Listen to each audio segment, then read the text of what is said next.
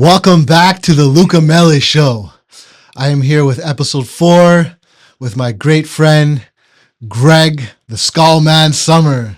Hello, good sir. Good to see you. Thank you for having me. Man, we go back a long time, way back. I want to get right into how we met.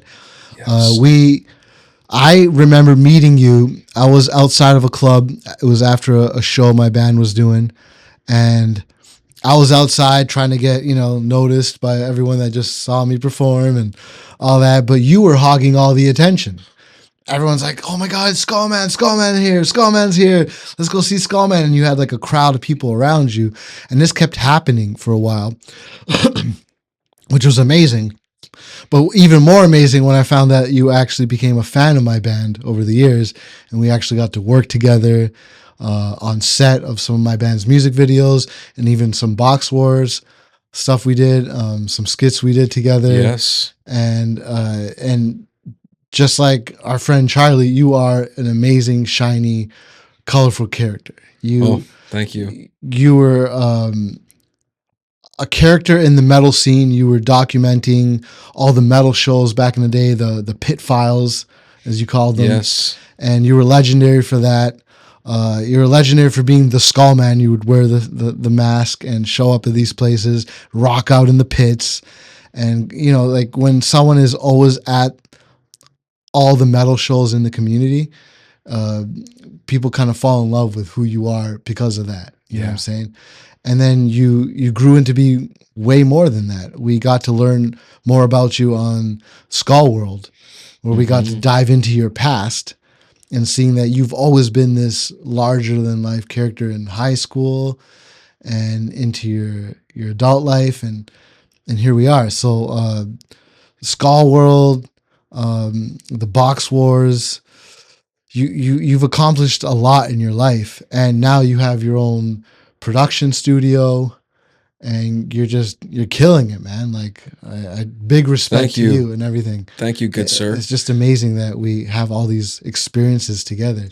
Yes, it is, and life is really an amazing adventure and full of victories and losses and setbacks, but you focus on the victories, and sometimes things don't always work out, and sometimes it's the best thing that can happen for you, and you just I try and learn from things that happen along my way, and I really appreciate the friendship that we have, and friendship is really important that in life, and it's nice that we have a friendship together along with Charlie and our other dear friends.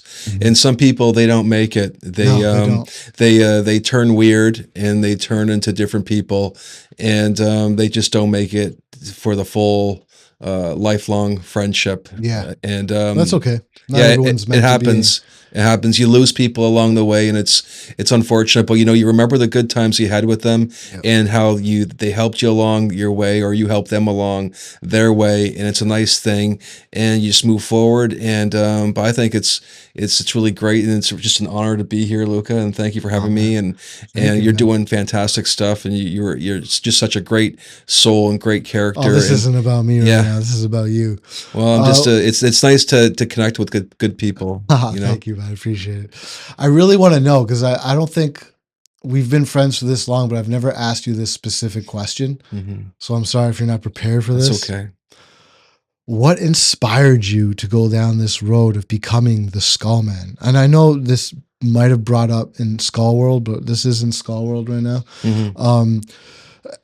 Let's get deep into this, because this started way into your early life.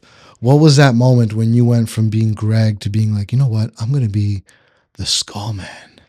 Yeah. Well, that's heavy. No one just wakes up and right. like, you know what, I'm going to walk around with the skull the skull mask on and become this larger than life character. Yeah. Well, I think it's not like it's not like you're without the mask, you're not a larger than life character. You are very much the Skull Man with or without the mask. But when was that initial origin story for you? How did that happen? It was, I'd have to say it was in high school, and I just really really enjoyed metal music and Halloween and things that are strange and bizarre. And there's always this fascination with death to a degree. Mhm. But I always had good intentions with channeling all this stuff. I always just like to have a great time and like to have people around me having a great time and all of us having fun. But I really love the metal music and I find it really inspiring and powerful. And but I'd have to say Halloween and metal music were the big inspirations with all this stuff and just What about things. like the comedy side? Because you're very Oh yeah, funny. I love. Thank you. Yeah, and also the supernatural stuff. But comedy, I always love comedy and silly stuff. And not all my stuff is funny, What but was I your try. major influences back Oh, then? I'd have to say, I don't know. So many. I love the hilarious House of Frightenstein, and that was recorded here in Hamilton in Wow. 1971. Oh, And I'd have to that's say that was a amazing. great inspiration. And I just love spookiness and spooky fun, spooky jokes, and having laughs and laughing with people and not laughing at people. I like laughing with people Yeah. because You've there's a been lot very of consistent with this yeah, message. there's a lot of mean comedy out there, and there's a lot of people that are very cynical, and they like to put people down, and I don't like that. I'm not into that. I like to share good times and good vibrations, and yeah. That's amazing, man. Thank you. That's amazing. So you just said supernatural. What do you mean by that? Oh yeah, I've always been fascinated with supernatural activity and ghosts, UFOs, cryptids, aliens, all sorts of stuff. And I really became fascinated with that stuff many years ago when I was growing up, and I'm even more into it now. I'm very far down the rabbit hole, and some of my greatest research is on dogman and werewolves, and I'm really fascinated with that.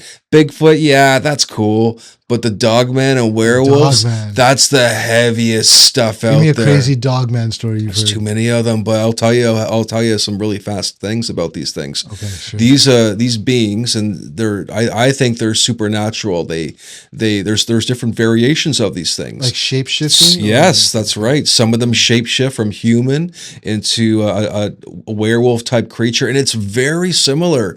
For when you look at some of these horror movies, there's a lot of similarities to what these things look like, to what some of these experiences people have been having all over the world, and they're all over the world. There's been sightings in Hamilton, Ontario, and there's a lot of stuff in the U.S. especially, and Where do you track sightings of stuff like it's this? on the internet. You do searches. You do You can searches. search for reports. That's a really good way to start, and also search for stories on YouTube. And how I got into it is I listened to I listened to this amazing story called "The Siege at Lockett Ranch," and it was narrated by Dark Waters, and it's still on YouTube. But that's what got me into it, and it Beautiful. was just. It was a real story that happened to a family that was in Taylor, Mississippi. But it was just fascinating. But the experiences that people have with these beings is just it's better than a horror movie. Mhm. It's very terrifying. There are times where people do have positive experiences with these beings, Right. but these beings, when they people encounter them, they have mind speak. They talk with telepathy. Usually, the victim that is experienced this is truly terrifying. Mhm. Terrified. They're very terrified. They're it's like right out of a horror movie. These beings that they're big giant wolves, and then when they stand on their hind legs, become truly terrifying, Oh, wow. and they can grow. Sightings have been anywhere from 7 to around 14, 15 feet when they stand on their hind legs. Those are the massive ones. And Louisiana is very big with these beings, and they're a cryptid, and I think so I think these beings come from underground. I think there's some of them are underground. I think some of them are again. There's the shapeshifters are above ground, but I think there's government made versions as well. Yeah. So if they're shape shifting, what are they shape shifting from and into? I think they're shape shifting from human to into a Ooh, werewolf, human. and Okay. those are the ones that can do that. Sometimes there's these werewolves. They're always a werewolf, which I think that some of them they've already shifted and they can't shift back. Mhm. Others have that are more like a dogman type species, and they live in the forest, and they're always a dogman. They don't shift, but they can make themselves become invisible. And I think there's this ability where these beings, Bigfoot has it too, where they can make themselves visible or invisible at their own will. And I think there's a term for it, interdimensional. Yeah, it's interdimensional. And so they have an interdimensional ability, and it's a real thing. And these things show up behind trees and then they disappear. Wow. But some stories are just insane. Could you try again? This happening. This happening That's with okay. someone else too. So my dogman research that's the most exciting stuff. And sometimes, I'm at a party, I think I'm talking to a cool chick. She seems cool, she seems nice. I then start talking about dogman and werewolves, and then I scare her. But it's her loss. It happens. And she definitely lost out on some cool talk on some heavy stuff, but not everyone's heavy. It actually scares a lot of people, and not many people can handle that werewolves and dogmen do exist. Right. And that's just like that's wild stuff. But there's other stuff that exists as well. There's like cryptids, like that Bigfoot. That's a cryptid. There's other stuff too. You did some work also with Charlie in a haunted house. You did some haunted house filming and stuff like that. We have recorded a few things for ghost walks and people that have done ghost research and stuff. And that's interesting. It's interesting. Yeah, we capture orbs on camera. Really? What do you think those are? I think orbs are spirits. Like I think spirits, like as in like just type of entities or beings, or human spirits. Yeah, I think they're human spirits. And they also could be who knows what other spirits. It could be other type of being as well. Interesting. Maybe, but we've seen them, and I see them in my house sometimes, and they fly around, and they're translucent little balls, and they kind of like. They're very translucent. You see them without a camera? Yeah, I see them sometimes with my eye. Yeah, you think it's dust, but when it moves intelligently around, it's not dust. It's something else. I see them on my security cameras too. Super small, or some are big, but they're usually tiny. They're tiny little things. You think it's like nothing. You think it's like a little dust particle. Yeah. But it's more larger than a dust particle. It just kind of flies around. And dust particles is very rare to see it for more than a split second, because the light has to refract on it like a certain way to see it, because they're so small. Unless it's like a big clump of dust flying around, and it's different. But and maybe these spirits that are flying around, and you see them all over the place, they show up in pictures all the time. Maybe these spirits are just beings that didn't want to cross over to the light. They did not want to go into that tunnel of light, because they are aware that if they go through that tunnel of light, they're going to be reincarnated. And the big thing is no one really knows what you're going to be reincarnated as. You could come back as a dog or an animal or like a tree. Who knows? Like, that's the thing. But if you like, I have a theory, and I believe you research the stuff too. But I think that when people pass away, right away, you're going to have consciousness. You're going to see a reality, but it's going to be a different reality. And you will have full consciousness, and you will have a very small period of time to make choices. And I believe that you will see this beautiful, stunning tunnel of light that will come to you very quickly, and it'll be warm, loving, amazing.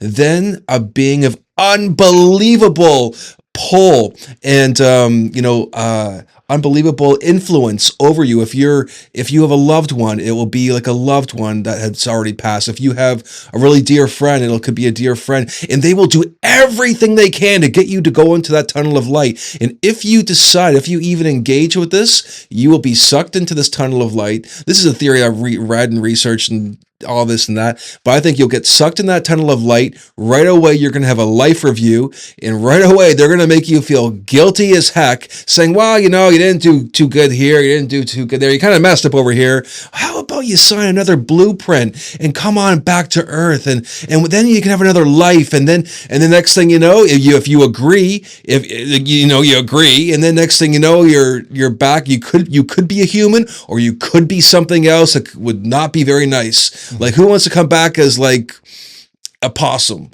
Not me. I would, if I'm going to come back, I want to come back as something amazing. The thing is you come back, and you're a part of this matrix simulation again. But the thing is that when you agree to come back, I think you're going to have a mind wipe. You're going to be mind wiped, and right away you're going to become a screaming baby. But I also believe is that when you pass away, right away, you have a very small period of time. You can go back and fly back to the source of where you were made, or fly out to the universe. But you have to do it quickly. And the thing is, I don't know what the right or wrong answer is for all this stuff. I'm just saying that I believe it. It's real. Other cultures believe it. There's lots of people talking about it. Some people think it's not true at all. I think it's 100% true. I believe that there's archons that are involved with our planet, and they deal with the aliens that are also here on our planet. But the archons are here to take our louche energy, our emotions, our energy for these archons and beings, our Like the positive, Matrix. our positive and negative emotions are fuel for these beings. And it's kind of interesting if you fly, above these cities kind of look like circuit boards, and especially Toronto. You got the CN Tower, you got the Sky Dome, and if you look at that, there's like kind of like an energy conductor. Like the Sky Dome's got lots of people with positive, negative emotion. Then you got the CN Tower, and maybe that CN Tower is shooting out some type of energy out to these archons somehow, and through this matrix simulation we live in. I'm not too sure. Maybe some of these theories are real, and maybe it's just nothing. But I think there's more to it. I think there's definitely a connection between all the theories. You heard me and Charlie talking about the mall world. Yes, the liminal spaces. So you heard of Yeah, this? I've researched that. Oh my goodness. Have you ever dreamt of being in these toilets? Not the toilets, but I've dreamt in the liminal spaces. Like They're big, giant, like malls or big office spaces, and you're just going through trying to find your way out, but you never find your way out. And it's really interesting. And the dream world is very fascinating, especially when you have lucid dreams. And I have lucid dreams from time to time. Not a lot, but I do. What was some of your lucid dreaming experiences? Well, lucid dreaming, I've had Charlie shown up in my dreams a number of times, and we go on missions, and we're at parties or events, and I actually recognize it, and sometimes you show up too, and we're actually hanging out, and we're doing things and going places and stuff like that, and it's really lucid, and it feels so real, and it's very fascinating. But I believe that lucid dreaming is a real thing, and you connect with other beings and stuff while you dream. With me, when I become lucid in a dream, it's usually when I'm about to wake up. I'm like, oh, this is a dream. I need to wake up, or oh, I'm dreaming. Wake up. It's just like it never gives me a second to be like, do you want to enjoy anything? I do have a crazy story of someone in my family. I'm not going to say who right now, but maybe I'll have them on the show someday. But they were basically telling me that, and for years this happened, like from a long time ago till now, that almost like a like a game thing appears, and it says, do you wish to continue with this dream, yes or no? Or do you wish to do this in the dream, yes or no? And the options would lead to more dreams or different experiences, almost like you're being put into like a virtual reality game, and you're being played like a game. And a lot of that we researched too during that soul trap sessions and stuff like that, the simulation theory. And so that's what I mean, like the dream, simulation, soul trap, all these things have like a connecting force, and I believe Jesus has a connecting force and all that too. I made a whole theory video about this before, about all these theories, how can they all connect, and why is it that every one of these places, underground military bases, from different countries of the world, why are they so angry when the name Jesus comes up? Buddha, Muhammad, Santa Claus, Tooth Fairy, none of these other names have that effect, but it's only Jesus. I feel like when you go down the rabbit hole of conspiracies and all that, we always end up with that name, and it's very telling It for a lot of is. It is. reasons. There's. I believe there's 100% truth to that, and I believe that if people ever get into very severe, like spiritual attack, even if you're in the forest and you have an entity or a being that comes up to you, the best thing you can do is rebuke it in the name of Jesus, and I believe it, yeah. and I didn't used to believe it, but I kept having the opportunities to put it to the test and Hmm. compare it to calling on this or that for help, which always left me stranded and very alone. But every time I've used Jesus in a prayer and anything, I've It's always powerful. received everything I asked for. Hmm. And I can't say that for That's anything else. And nice. that's worth investigating more into It is. as I live my Yeah, life. there's some incredible experiences and accounts where people have had alien encounters and Hmm. people have rebuked these aliens in the name of Jesus and they've left them alone Yeah. and they've gone away, and other creatures as well. And it does help. And yeah, I'm not religious. But I do believe in God and Jesus, and I respect them, and but it's absolutely a real thing if you ever are in need of severe support, to call upon them, and it helps. Yeah, Angels, all that. angels, Yeah. that too. Yeah. Yeah, I was into this stuff for so long before even like believing in God fully. I yeah, always believed in angels or spirits or I believe in that ghosts too. or other weirdly spiritual things, and then it kind of always brings me back. But It's absolutely incredible. Yeah. yeah, man. Well, Oh dude, well. is there anything you want to say to the world? A funny story, a joke, Yeah. a positive, inspiring message, a funny sound. You Oh, want to okay. sing a song? What do you want to do? The last minute. Well, maybe I'll just say a few words.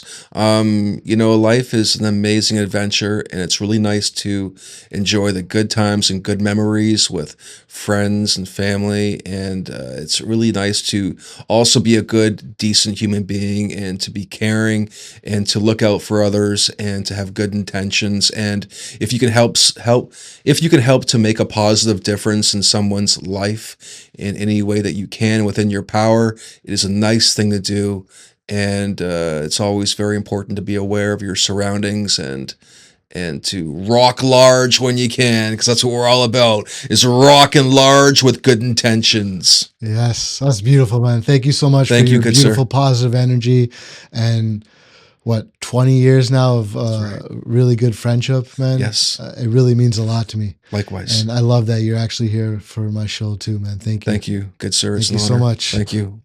Well, there you go, Yes. episode 4 of the Luca Mele Show. Don't forget to subscribe, like, share, and leave some crazy comments. Till next time, see you later. God bless. Thank you. That Yeah. was great, Luca. Another great 2 shows.